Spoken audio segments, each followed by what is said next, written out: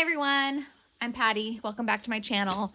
Today I wanted to talk about anxiety some more and kind of how I understand it. So I'll just get right into it. For me, how I feel about anxiety is that it's not a negative thing. It's something truly that is in your body, in your mind, that creates like this kind of snowball effect meant to protect you. So if you had to run from a bear, or if you had to fight something off of you, or if you had to play dead, you'd be able to do those things. And even though we aren't prehistoric creatures and we live pretty safe lives, there are some instances where we do need to use that fight or flight response anxiety. You need to have those chemicals released in your body that allows you to run when you need to run from something. If you need to save yourself from like a ball coming at you and hitting you in the head, or to dodge a car, or if you hop in the street and you're not looking, you hear the honk and you're like, oh crap, like do something about it, right? That's all I could come up in my head. If you needed to, like, when you think you lose your child, you're like, oh my god, I lost my child. Like, you have those things that put your mind and body in high alert mode so that you can be at your most alert to look after your child. Like, hyper focused, you need to find your child. With anxiety, it's the same thing. You are hyper focused, something is happening, but there's nothing, it's like for no reason, basically. But your body doesn't know it's for no reason. Your body thinks, because whatever signals are going on, it could be tense muscles, it could be this thought you're thinking in your head that's becoming something that is triggering the anxiety, because it thinks that you're in danger, because you're starting to get stressed out about something, and it doesn't know if you're stressed out about something that's like a lion about to eat you, or like a test that you have to take. So it doesn't know. There's this little part in your brain that is responsible for triggering the anxiety, to protect you, to save your life, to keep you safe. But it just doesn't know. It doesn't know when it should actually turn on and when it doesn't really need to be there. It just doesn't know, because it doesn't have eyeballs, and it doesn't know. Uh, it doesn't have eyeballs. I don't know how else to explain that. It doesn't know what's like a real threat, and what's just like a stress, like an over. How do I explain this? You know what I mean? It basically just doesn't know like real from fake. Okay. And not to say that like life doesn't get stressful when you feel overwhelmed with like too many activities going on, or like too much to clean, or like a lot going on in life. But a lot going on in life is not like a life-threatening thing where a lion about to kill you and eat you is. But your mind doesn't know that. That's how I wanted to say it. So I really, really, really feel that making sure that you take time, especially in the beginning, I feel like you need to take time to be calm, to actively release the tension, to just lay down and let your body become a big blob and melt into the floor, or into the bed, or into your chair, and release your muscles that you may be clenching. Allow your mind to drift, to wander. Allow yourself to just relax. And does that mean that like all your problems go away? No. But you're giving your body moments and a chance to be able to handle more, because it's relaxing and it's relaxing. And imagine this bucket being full of stress. It can't take anymore if it's full. It's going to overflow. And that's when you're going to start to notice the panic attacks, the anxiety attacks, the chronic stuff, because there's nothing else. There's no room to hold anymore. It's just a mess, right? So imagine if you meditate. Imagine if you just take take a moment to relax and read a book.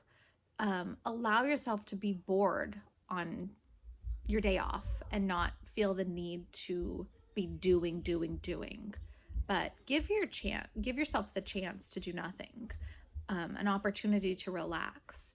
Then your bucket is gonna empty. The stress is gonna, like, you poke a hole in it and it's gonna empty, okay? And it's gonna flow out into the river, the natural river it should be going, of in and out instead of stress in and stay. It needs to go in and it needs to be let go of. Let go of the stress, let go of the worries, let go of the overwhelmed feeling, because life is always going to be coming at you. And instead of holding on to every little thing and overreacting to these things and worrying about the things, you need to learn to let go and trust that everything is going to be okay. And so I think focusing on things that really reduce, I want to say reduce stress, but really just focusing on relaxing, I guess, more in life. And then until it becomes a habit, like, oh, I'm not relaxed. You'll get used to feeling relaxed. In the beginning, when I started, I didn't know how to relax. I was like, man, I want to sit down on the sofa right now and just chill out, but I feel so fidgety. I can't even like feel comfortable sitting down and watching TV without moving around. And now I can just sit and I'll start feeling the tingles of my body as it releases the tension, and the muscles start to relax all over. And then I will sit with those feelings and welcome them. And then I notice also when anxiety creeps in, another thing that I have to do is to remind myself you start to be more mindful, first of all. And when you're mindful, you start to understand more what was going on before the feelings of anxiety set in or kicked in. And for me, it was usually like a thought, like, I have to host a play date. And then anxiety would kick in. And then I would be like, okay, it's okay. It's just a play date. It's just a play date. It's okay. But now I tell myself, instead of trying to like talk myself out of it, I tell myself, hey, I know the anxiety is here because the thought in my head is something that felt alarming. So it thinks it needs to save me, but it's a false alarm, because hosting this play date isn't unsafe. It's not threatening. And it's nothing I have to worry about. It's something that I do have to do, and it's something that I will have to accommodate in my schedule. But other than that, it's no reason to be anxious. It's not a good reason for my anxiety to be alerted right now. So you can chill out and everything's okay. Okay, on to the next thought. And then maybe something pops up like my father-in-law is coming for Christmas and staying the night for a couple nights. That could be stressful. But what's stressful about it? The expectations, having to host someone, worrying what they'll think about my house. Is it clean enough for them? Is the bed comfortable enough? Those are all things that go on in my head. And of course, then I have feelings of anxiety because I start to worry. Is this person going to be comfortable in my house? Are they going to judge me? Are they going to enjoy themselves? Am I going to be stressed out? And so my anxiety is alerted. Like, you're thinking thoughts that that are stressful, and we don't know if it's, it doesn't know that it's just like things that you can work out. It's just anxiety is alerted because there's some sort of stress that it is picking up on, and so it wants to protect you. So it's gearing up those hormones in your body to prepare you to save your life. But that isn't going to help you get past having company over at your house, right? No. So I say thank you. I appreciate you trying to save me, but this is not a life or death situation, and I'm going to be okay. And then it melts away. And I'm not going to say this is easy. It's definitely something that you have to train your mind to do. And I'm still working on it. I feel like anxiety isn't something that you work on it for a month or so and suddenly you have a handle on it. I do feel like it's a lifelong thing because I was an anxious kid, and I had panic attacks in high school, but I was able to practice mindfulness and yoga and developing a positive mindset in life. And I had a handle on my anxiety. I would get anxiety for social situations or for new things or for events, but then it would go away. And I never really dealt with much anxiety. I was able to see, like, when I was feeling stressed out or overwhelmed, and then I would say, hey, you're feeling overwhelmed and stressed out. You should do something about it. But for whatever reason, recently in life, this past year, I had a lot going on, just a lot built up, and I don't think I was able to pick up on those cues of, okay, you need to relax because, you're overwhelmed, you're stressed out. I think I didn't get those hints. I didn't pick up on them, and I just allowed the stress and overwhelm to take over. And then suddenly I was having panic attacks every night, insomnia, couldn't sleep, IBS, like developed health anxiety, was going to this doctor, that doctor, this doctor, that doctor to figure out what was wrong with me when really I needed to focus on my mental health.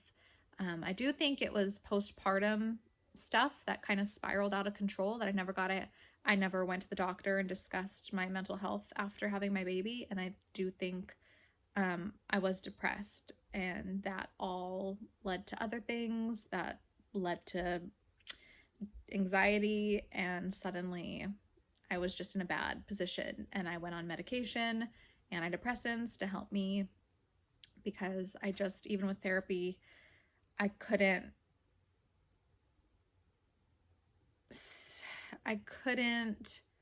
think clearly enough to sort my life out to understand why I was having anxiety. But getting on the medication, working with a therapist, has really, really helped me start to understand and finally start unwinding the things, the tangled life mess that had created. And now I feel like I'm getting back on the right path. So that's all I wanted to say today, is take more opportunities to relax, to unwind, to de-stress, to do nothing, so that your body can start to feel a sense of calm instead of being on high alert. Notice when you're feeling stressed out or overwhelmed, and instead of ignoring it, do something about it.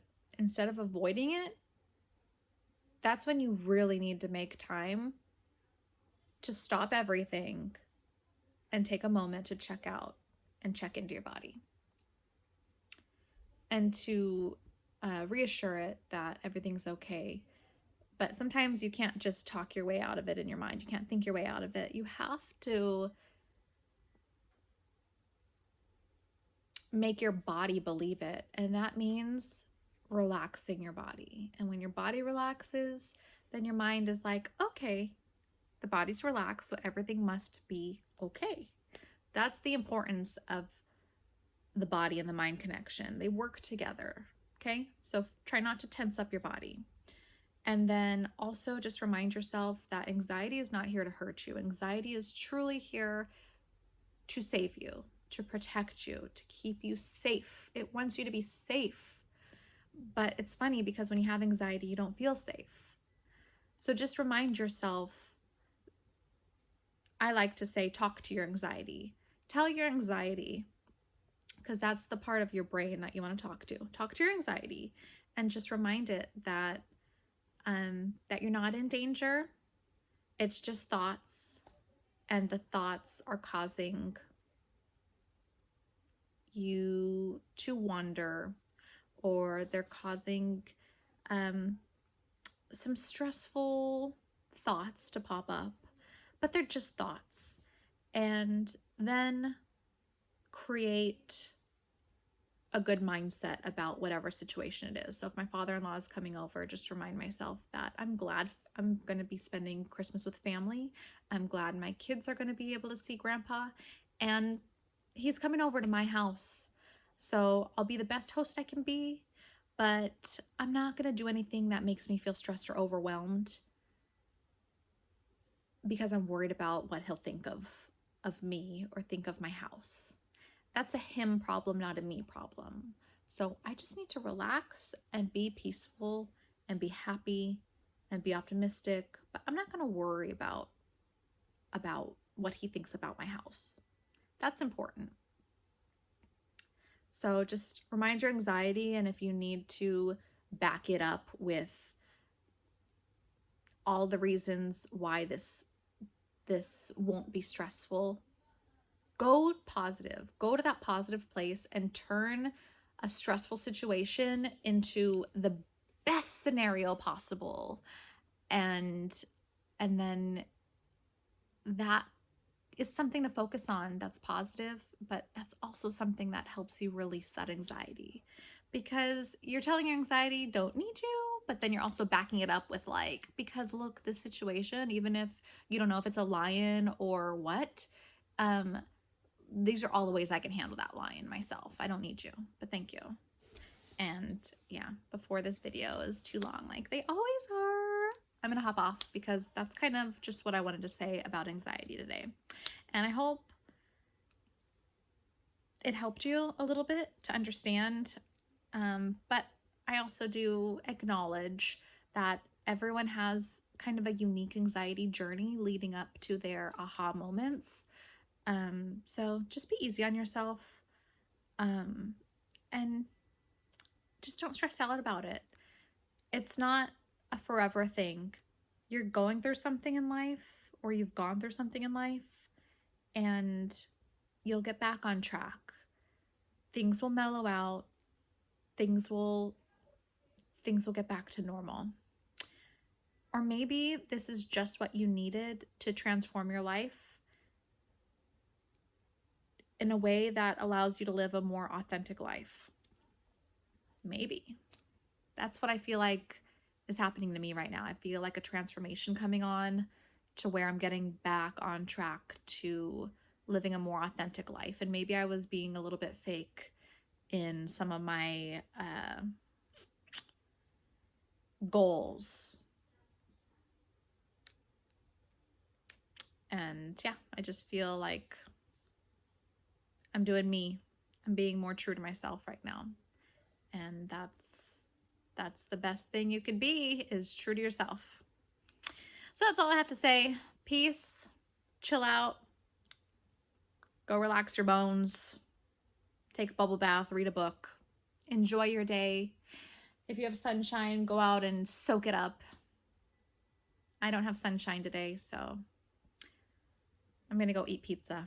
Okay, bye.